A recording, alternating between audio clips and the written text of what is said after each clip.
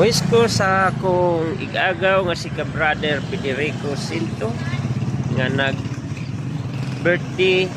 Hindi ko alam kung kano sa ato nag birthday, basta nakita ko lang sa message sa iyang mga anak o sa iyang mga pag-umangkon nga birthday pala niya. So happy birthday ka brother Federico Sinto, at sana masaya ka kahit na diyan ka sa ospital ngayon sa Tacloban. Alam ko na marami kang pinagdadaanan na mga problema, pero mas marami akong pinagdadaanan ng problema kaysa iyo.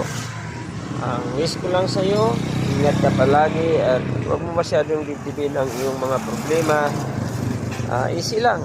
Total, ang tao, tanang tao sa kalibutan, puro may problema. Ang problema mo na kaagabay sa atong kinabuhi. Kumbaga, kakambal na mo na atong kakambal sa itong kinabuhi ang mga problema.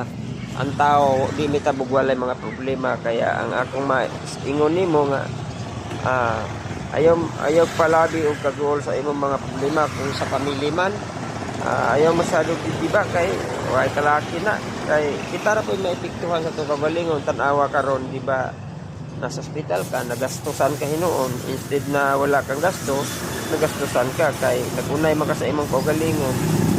So ayaw nagbuhata sa sunod. Kung na kay mga problema, pag-usapan yan sa pamilya. Mapag-usapan yan. Dili na to na piling idaan sa kainit sa ulo na para lang atong patio ng atong kagalingon. So ayaw nagbuhata sa sunod kay kanawa na kalaki ka dyan.